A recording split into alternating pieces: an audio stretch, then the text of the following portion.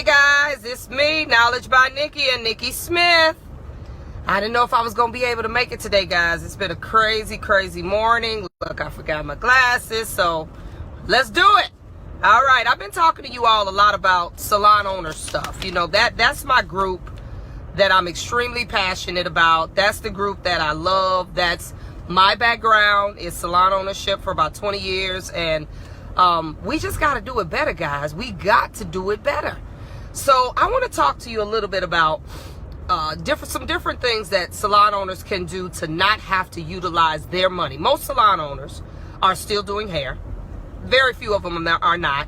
And they're still full-time doing hair in the salon. Now, let me say this. The first thing I want you all to at least get in your brain is that you want to get yourself to the point where eventually you're able to pull back from the chair and allow your business to do what business is supposed to do, which is run itself and take care of you and everything that matters to you. That should be one of the goals when you open your salon, is that my business is going to take care of me and myself, because that's why everybody else opens a business. But let's talk about the biggest argument I probably have had numerous times in this industry, which is booth rental versus commission. It is a constant debate with people and myself, because I'm not just in environments where everybody looks like me. I'm in environments with Caucasians, Asians, Italians, Ukrainians, you name it. I'm in environments with everybody. So different nationalities even have a different way of approaching this booth rental versus commission. So let's talk about in the urban community first off, which I know is the most common practice, is booth rental. That is what we do. Trying to get a black stylist to work on commission is like pulling teeth with your hand, literally. So let's talk about how that needs to work. I gave you yesterday, for those of you all that logged on yesterday, I gave you some tips on, first of all, how to set up your business. You got to know what success looks like to you, or what you think it is. And again, if you come to see me in Atlanta November 5th and 6th, I'm going to talk to you more about that. I'll get into that a little bit later. But let me talk about booth rental versus commission. Let me find, this is the book, guys, that I have read. I have read this book. I wrote this book, I'm sorry. This is not something I read. Y'all know I read a lot, but I actually wrote this one. And it is available. It's only $50, and that's what it's called, booth rental versus commission. So I'm trying to find, I'm on the commission part. I'm trying to find the booth rental part right now. Let's start off with, how do we establish our spacing? Because you do know establishing your spacing, hi Vera, good morning. You know, establishing your spacing for booth renters has to be very different than establishing your spacing for commission. When you establish your space for booth renters, and we're talking about a salon, not a salon suite, we had that conversation. You have to really make every ounce of their space functional for them to be able to exist completely, first off, in that space. Okay, these are things that also is going to build the value in what you charge. So you need to have ample amount of storage. You need for them to be able to have retail components, to, if they want to retail their products, if you allow that, which that's another day, we'll talk about retail. You need to have them where their actual plug-in features, things that they have to plug in. They need to have adequate plugs. They need to have adequate counter space. They need to have adequate, I would say, even just the amount of space around their chair. When I was building out one of my salons, I got this actually, let me see if I can remember it. I was told that there should be at least a 5-foot circumference around your chair. So if you get a tape measure, measure it from where the base of your chair stops, and take it and pull it 5 feet out, and almost do it like a compass and draw a circle around your chair. That is really how much space. Now, we know that's not always the case, because people kicking each other and having to barely walk past and squeeze past, but realistically, that is how much space. If you're booth renting and you want to get the max for your dollars so the owner doesn't have to pay, you need to have at least a 5-foot circumference. That's from the base of your chair, not the seat, from the base of your chair around. What this does is this gives you the opportunity to also incorporate where the stylist has to stand, and if he or she has to move, back, forth, wherever direction they need to move, they got room without bumping into someone next to them. So you need to have all of this encompassed in your space. Your counter, plenty of storage in that space, lockable storage. You don't want to get into the battle of finding out who took who's what, and you don't want to get into that. So it needs to be lockable storage. And you really do have to think almost like IKEA preaches, which is think cubic. That means you have to think in terms of things going up the wall and not out. This is how you maximize your space. So now we're talking about things that have to be done also for the owner to get the most for the booth rental that is able to charge the maximum price. So spacing matters. You can't charge this max dollar so you don't have to pay, and then the person doesn't have enough storage, it doesn't have enough space, or whatever it is. So spacing matters. The retail aspect of it is really just a bonus, because you can allow them to retail obviously their products, which makes them more money, which means you can actually incorporate that in your rent price, because a lot of booth rental salons do not allow you to retail. They just don't. Okay? So all of this builds value in the retail price.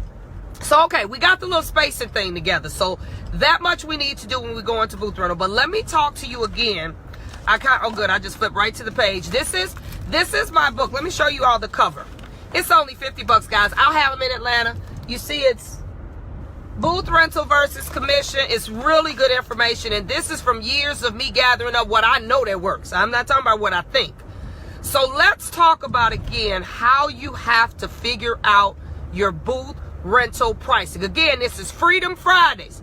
This is information I literally normally make you pay for, but I'm going to give you a couple of pearls today so I can help you out. So let's talk about the booth rental. How do we establish this price? We have to first take the rent. Before we even figure out how much each chair is worth, you got to take the cost of the rent. Now, this is in my book. Then you have to figure out, and let me give you some tips. When it comes to electrical, even though you might be a new stylist or you may not have gotten a grip on what the electrical bill is going to be yet, just figure about $75 per person. 75 to 100 if you got a lot of people using a lot of dryers, like people that mold people all day, because dryers will kick up some electricity. So just figure $75 to $100 per person is on average what your electrical is going to be. That's what it's going to be. So think about that when you want a 10-chair salon, a 20-chair salon. Think about that, because those bills are going to go up. Okay? Then let's talk about gas. Now, I'm obviously in a cold state. When you're in a cold state, you probably have a gas bill that almost simulates a electric bill.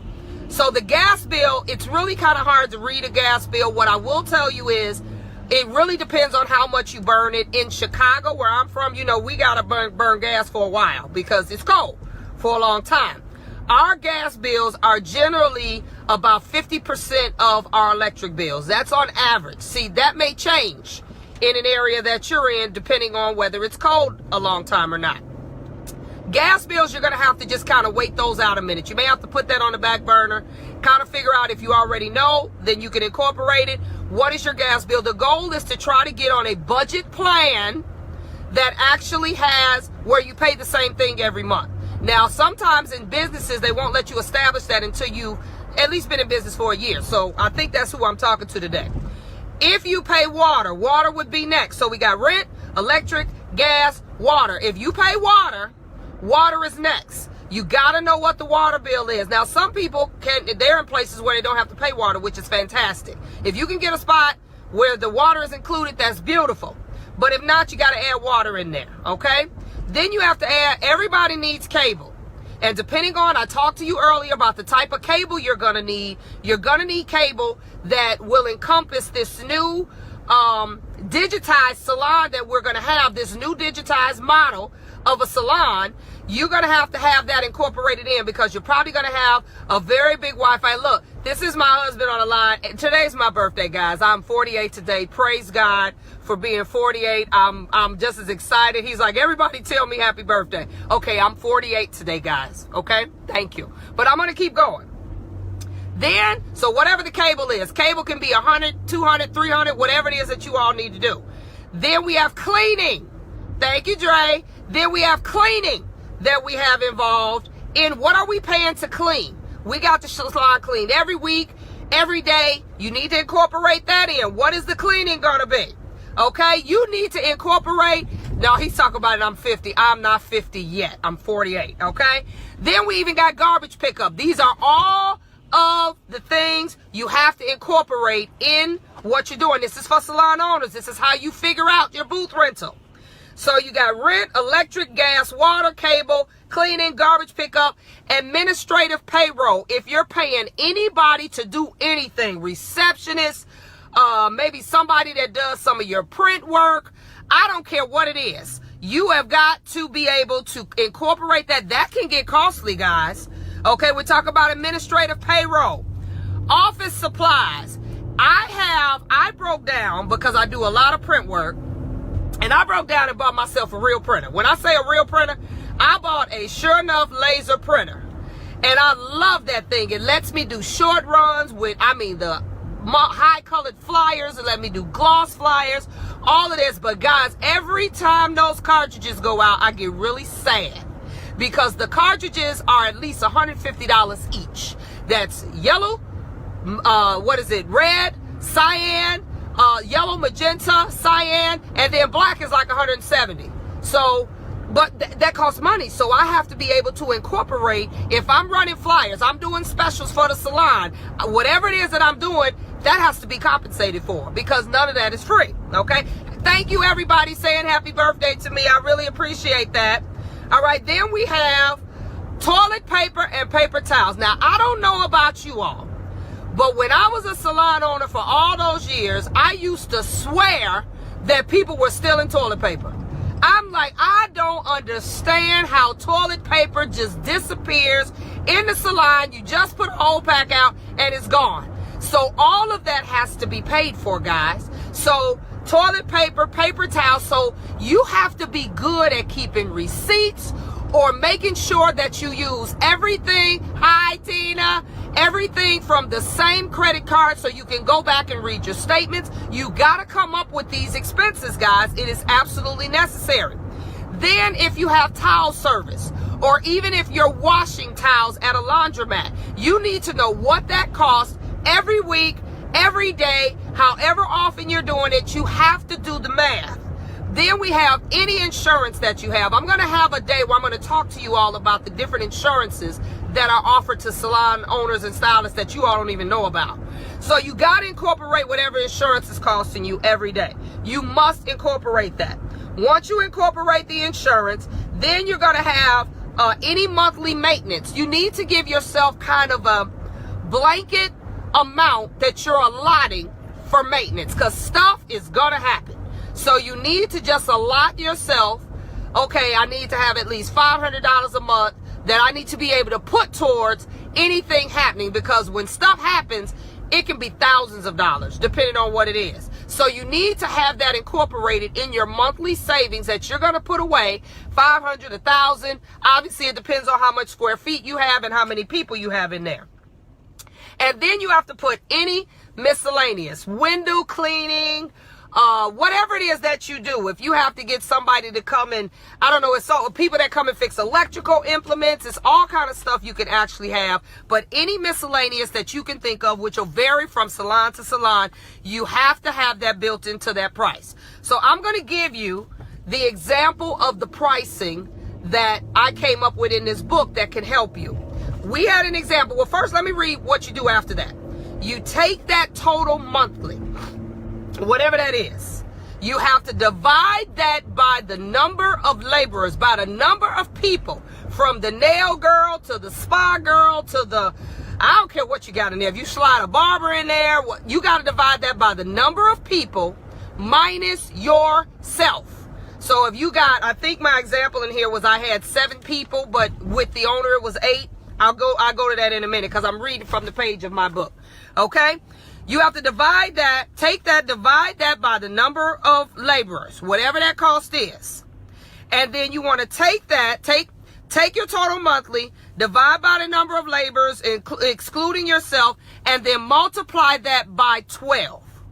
That's what you're going to do. Multiply that by 12, okay? Once you multiply that by 12, you're going to divide that by 52, because it's 52 weeks in a year, okay? You divide that by 52. That's going to give you an amount. That will give you an estimation of what every chair, what every little apartment, if you want to call it that, is worth in your salon. That will give you that estimation. Now, you're not even in that equation because you're going to structure your business where you don't matter, okay? That's how you want to structure your business, where you don't matter. So once you do that, you have to add at least 10% for miscellaneous. Other miscellaneous stuff just happens, just comes up. You got to add another 10% for miscellaneous and another 10% for profit. I don't understand why we don't consider profit. Nobody is going into business to not profit. So you have to add something in there for profit. That is absolutely necessary. Once you do that, I flip the page. Now, let me give you what that looks like. That would say, let's say hypothetically, your total monthly expenses were $5,000. Now, that's high, but it can happen. You have a total number of laborers, people that work there, pay rent. It's 7 of them. It's 8, obviously, with you. An individual chair's worth is $714 monthly. That's what it comes to, $714 monthly if you do the math. Now, this book is available, and I got the whole formula in here for you. If you multiply that 714 times 12, that comes to $8,568 yearly, okay? If you divide that 8568 by 52, that gives you $165 per week that chair is worth to you. That is the only way you're going to figure. Now, we haven't even added. If you add the 20%, which is the miscellaneous, as well as for profit, that's going to give you roughly about $200 a week that you have to charge for that chair. Amber, hit me up. Everybody, I got the book, and it breaks it down. The book is only $50. 708, because I don't put these books online. I only sell them in class because I only print so many, okay? 708-798-7900. Text me that you want the book, and I'll send you how you get the book, okay? 708, Vera or somebody put that up for me. 708-798-7900. Text me there. That's how I'll send you how to get the book, okay? But I'll have them in Atlanta, November 5th and 6th. I'll have a slew of them. Okay, since I'm doing that now, I'm going to get a bunch of them printed out. That means your weekly rent, thank you, Amber, text me you want the book, can be no less than $200 a week. Now, and that's normal rent. That's not crazy rent. $200 a week, which means now, depending on how much you want to profit, okay, Charlie, I got you, babe. Depending on how much you want to profit, depending on how much you want to actually see it, or miscellaneous stuff that happens, you would need to incorporate that in that amount. So if you said $220, you're just giving yourself a little more money to profit, a little more money to be able to make more money. This is how, if you're booth rental. Now, I'm looking at my time. I may not have time to do commission because I may have to get off a little early today, guys. I'm running behind today. This is how you can set up your booth rental salons where the owner doesn't have to pay. If you are the owner, you have to get yourself to the point where you're able to walk out of that salon every single day without you spending a dime of your own money. Your money should go home or whatever you do with it. Okay? This is absolutely necessary to this equation. Okay? So this is one part. I won't have time to go through the commission part because the commission part is really long. But I'm going to go through that tomorrow. Okay? Because I got to get off a little bit earlier today. But I want you all to take that to heart. And also, let me say this about booth renters working in booth renting salons. As the owner, you have to establish a certain rapport with your booth renters when you start your business. That means booth renters have to understand that they are part of the equation, but we're not partners. We don't both work for the same. We haven't put in the same amount of effort because sometimes booth renters I've seen hold salon owners hostage as if you wouldn't be able to do XYZ if I wasn't here, this, that, and the other. And it's like, yes, we need a body to be in the seat, but it doesn't have to be you.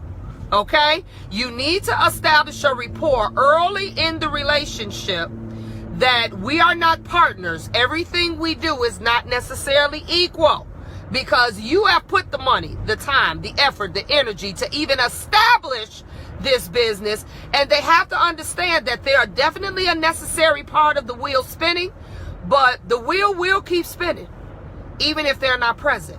You need to make sure in a very professional and loving way, make that understood in the beginning, because I have seen salons where booth renters literally have the owner feeling like she's a hostage to them doing whatever, being whatever. That's not going to work, guys. So we had that conversation a couple weeks ago about establishing the culture of your salon. So the talk today is about salon owners should never have to pay. So the lesson in this is the only way you're not going to have to pay is you have to sit down, take time, do the math. You got to keep good records, keep up with what things are costing you, put it on one credit card if you have to, have it coming from one bank account, however you need to do it, or you're going to have to keep receipts. You're going to have to know what this is. And let me give you some averages. If you're already owning a salon and you haven't done this yet, you're going to have to do this for about 3 months before you can probably figure out what it really should have been. Meaning, get yourself, if you haven't been keeping receipts, it's almost November 1st. For the next 3 months, you need to keep all your receipt, everything. I don't care if it's a 50-cent pack of gum. You need to keep every receipt that you have. If you're paying cash, see, I don't never have money because cash does not work for me because I don't keep up with it. So I put everything on a card. That's what I do. So you need to make sure you keep up with all of that so that you're able to come up with a 3-month average.